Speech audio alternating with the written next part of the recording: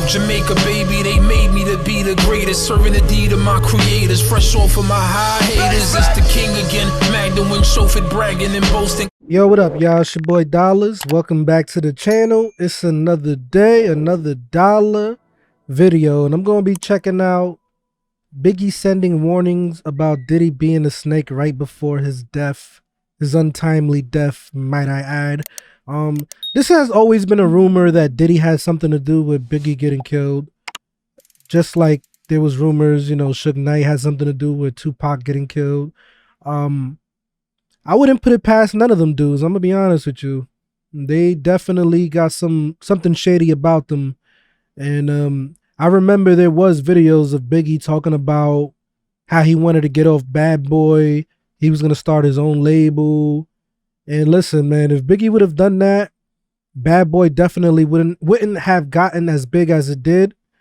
And Biggie would have been a powerful force in the music industry. The same way Pac wanted to get off of Death Row, start his own shit. You know, I feel like it's probably goes above Diddy and Suge Knight, right? Because Tupac was one that was waking up a lot of people. He was too powerful. Even forget music, he was just a powerful leader at that. So they felt like if he would have had his own label, he probably would have been too powerful. They couldn't let that happen.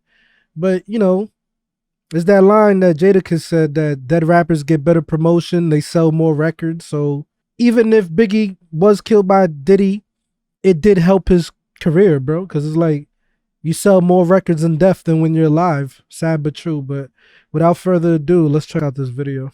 Puffy has been making money off of Biggie's name for longer than Biggie was alive. That's crazy. Shit, there's so much funny shit in this game where I think somebody's trying to kill me. I'll be waking up paranoid. I'll be really scared. I just be paranoid. I was offered $30,000 to perform a hit on Biggie Smalls. Damn. Biggie's death has been over a decade, and the mystery behind the demise of the rapper is... It's been more than a decade. Didn't he get killed in 1997? 1997, I believe. It was like 2 or 3 decades. yet to be unveiled. But a new detail about what Biggie said about Diddy before he died has made fans wonder if Diddy had a hand in the untimely demise of the rapper. Keep watching to know more. It has been reported that people close to both Diddy and Biggie know some of the dark secrets surrounding Biggie's death. First, Jaguar Wright gave a piece of her mind on what Diddy may have contributed to the demise of the famous rapper. According to the R&B singer, Diddy exploited Biggie way more than any producer, and this may have resulted in his final decision to terminate Biggie. Then the commission was supposed to come out, and that was supposed to be his exit from Bad Boy, and then starting his own company. Puffy has been making money on that boy's name longer than he lived. It supported all of Bad Boy. that's real, yo. The more money you make, the more problems you get. Meanwhile, Diddy's former bodyguard Eugene Deal believes Puff is responsible for the notorious Big. Gene Deal's a bodyguard that worked for Bad Boy. He protected Biggie. He's been saying a lot of stuff throughout the years, made a lot of allegations about Diddy, especially with the fruity stuff. So, As death, he exposed Diddy in an interview with MREC TV. You want to reminisce, brother. You want to put Big and Wolf on a teleprompter and tell the world how much you love them, when in fact, you did nothing to save them. Deal, who was once the head of security at Bad Boy, claims, Wolf, the guy he just mentioned, Wolf was also a bodyguard for Diddy, and he got killed in Atlanta, and the BMF dudes had something to do with that. Reminisce on that night when we were at Andre Harrell's house and I told you that these cats were coming to kill us or try to get at us that night. I told you I had intel, but you didn't want to hear it. Let's reminisce on the fact that I told our driver Kenny run these next 3 lights. Run the lights, Kenny. Kenny ran the light. Big stopped at the light. Big gets killed. Was it meant for him, bruh? In all, Deal made it clear that Diddy and Biggie weren't best of friends. Somebody was told to put those stickers on the car. They wouldn't have done it. Don't nobody do nothing unless they was told to do it.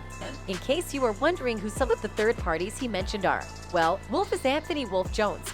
who was the bodyguard for Diddy during the 1999 incident in which Diddy and Shine were accused of shooting up a Manhattan nightclub. Unfortunately, Wolf was unalived 4 years later outside of an Atlanta club in a seemingly unrelated incident, and apparently Diddy didn't make things right with Wolf's family. Sad. Later in the video, Deal also accuses Diddy of having his security team find people to testify against Shine in the nightclub shooting, which resulted in Shine getting 10 years. Well, this isn't the first time Deal has told his account of Biggie's death, and it probably won't be the last. According to Rolling Stone, he also spoke to the LAPD about it after it happened. The magazine went on to say that Diddy cut Deal loose at that point because he was talking to the cops. Interestingly, a bodyguard named Uncle Ron also accused Diddy of offering him $30,000 to unalive Biggie, but he refused, and now the whole truth is out. I was offered $30,000 to perform a hit on Biggie Smalls. But while Diddy thought Deal... I don't know why the feds, the FBI, why they haven't questioned that dude about that. That's a serious claim to make. He's admitting that he was offered money to perform a hit on Biggie, and he's implying that Diddy gave him the money to do it or was willing to pay him to do it. Was the only one telling on him. This is not the first time the finger has been pointed at him. The Los Angeles Police Department may just have solved the murders of rappers Christopher Biggie Smalls Wallace and Tupac Shakur, according to the documentary featuring retired LAPD detective Greg Kading, who once led a special task force that investigated those 2-decade-old shootings. Based on his 3 years working the cases, Kading claims that Sean Diddy Combs hired Crips gang member Dwayne Keep D. Davis to unalive Shakur and his manager, Marion Hughes Such Knight, for $1 million. Isn't that insane? According to him, on the night of Sept 7, 1996, Kep D's nephew, Orlando Baby Lane Anderson, pulled the trigger, but Shakur was terminated. Meanwhile, Kading alleges that in retaliation, Knight hired Blood's gang member Wardell Poochie Faust to kill Biggie Smalls for $13,000. Unfortunately, Biggie Smalls was shot to his demise on March 9, 1997, just 6 months after Shakur passed away. Well, over the course of investigating, Kading says that he essentially trapped Kep D into a situation where he had to give a verifiable confession about the events that led to Shakur's murder or else face severe charges for another crime. If his intention was to just get away with it, so to speak, Kading told HuffPost it would have been very easy for him to not include all the details that he did. These extra details, according to the documentary, include the allegation that Combs hired Kep D for the crime. Honestly, the list just keeps on going. The documentary, titled Murder Rap, originally premiered in 2015. Based on Kading's 2011 book of the same name, it's available on iTunes now and will head to Netflix in the spring. This documentary... Wow, so this hasn't even came out yet. ...only became a reality because the LAPD assigned Kading to reinvestigate the rapper's murders in 2006, soon after Biggie Smalls' mother, Valletta Wallace, sued the department in federal court. Wallace's wrongful death lawsuit centered on a popular conspiracy theory that the police covered up an officer's involvement in her son's murder. Also, the civil suit estimated losses at $500 million. Yeah, because I remember they were saying that one of Suge Knight's shooters one of Suge Knight's bodyguard was a police officer, and he would bodyguard for Suge Knight on the side, and they were saying that he had something to do with Biggie Smalls' death. Based on Biggie Smalls' earning potential, it was Kading's task to disprove the theory posited in the suit, along with many others swirling around. Kading claims that once his team found enough evidence to acquit the LAPD, the reinvestigation of the murders was essentially dropped at. In 2009, the department took Kading off the task force due to an internal affairs investigation on a separate matter. Though he was eventually cleared in the internal matter, the image of a rogue cop stuck. So they do. They're like, okay, sorry, but you're going to be benched because this is a very high-profile case, and we don't need it being tainted any more than it already is, because of all the bullshit.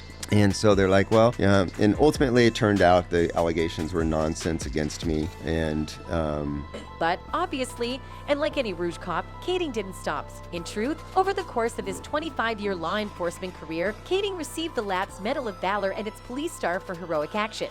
He also achieved the highest ranking for an investigator that the LAPD gives. In 2010, he retired from the department. The next year, he published his book about the rapper's case. And as expected, Kading now alleges that the LAPD chose not to pursue formal charges in the case because of Combs' celebrity and because the evidence pointed to two killers who were already deceased. Anderson and Faust have both died of apparently unrelated causes, although the LAPD offered no comment about Kading's claims. Well, I would say if it's true that somebody that worked for the LAPD also worked for Suge Knight and has something to do with killing a high-profile celebrity like Biggie, they don't want that negative image on them.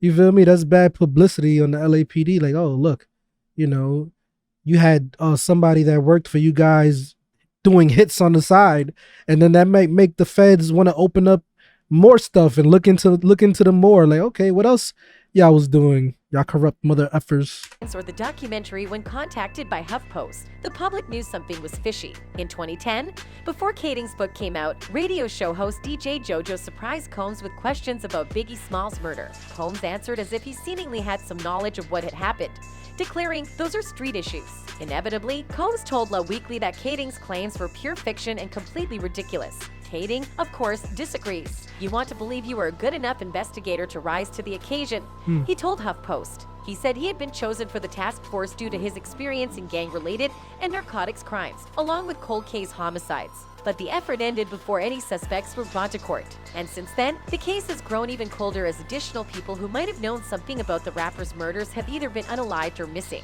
Unfortunately, Kading's claims appear unlikely to ever go to court. That is, unless he's sued by one of the accused, such as Combs or Knight. I don't think any rational person looks forward to getting sued, Kading said, laughing. But if I did, I would not shy away from it. I am very, very confident in the case. I'm confident in the evidence.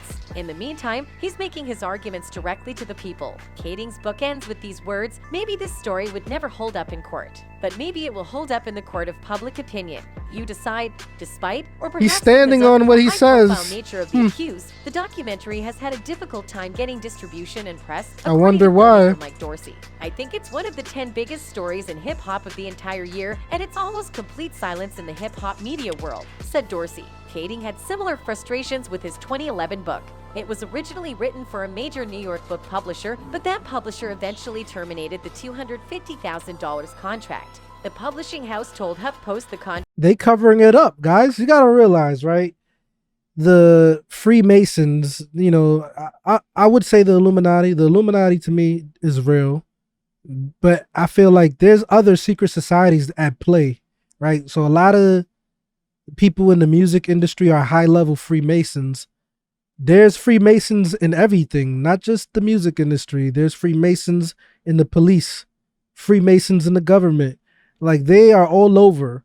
So obviously they're going to cover this up, you know? It goes above him. It's not just, you know, these companies just don't want to do it or don't want to be sued. No, it's a cover-up, bro. They have connections to silence people. So this will never gain traction if they don't want it to. So it is what it is. Contract was canceled for legal concerns. Kading ended up self-publishing the book.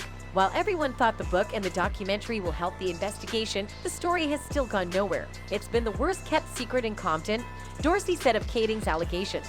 But the good news is that the documentary is getting wider distribution. They suggest that maybe someone else who was involved with the case might come forward with more evidence to corroborate Kading's assertions. There's still some loose ends that should have been addressed by law enforcement, said the former detective. But I don't see that happening. I don't see them proactively investigating these cases ever again. As for himself, he said, I have absolute closure in the case already. There is no doubt in my mind that we've discovered the truth and we're presenting the truth. So as far as the murders go, they're solved. Now it's just a matter of educating the public as to that information, said Kading. Let's see how the fans have reacted. Diddy is a snake all about the money with zero sense of loyalty. A fan wrote. Another fan added, I'm not surprised Diddy is a snake and mass manipulator. He uses people and cut ties with them. That'll be all for now. See you. All right, well, listen, y'all let me know y'all conspiracy theories about this whole situation. Do y'all believe Diddy has something to do with this? Do you feel like this whole situation is being covered up? Let me know. I already told you what I believe. You know what I'm saying? I do think he has something to do with it. You know, there's a lot of rituals that is done in the music industry, sacrifices, just a lot of evil stuff. So I wouldn't put it past none of these dudes, especially when you make it to a certain level. You got to do even more crazy stuff to maintain that success. But yeah, I mean, it is what it is. That's for you guys to decide which I believe or not. All right. Anyway, it's your boy Dollars. I'm off this. For my time goes by, they gon' raise a nigga jersey in the sky. Treat a nigga right, big dreaming on my life. Shorty wanna get some air, I go and get her when I fly. Taking off on these niggas I retire. The minute I catch fire, I smoked them all before, just revisiting the high.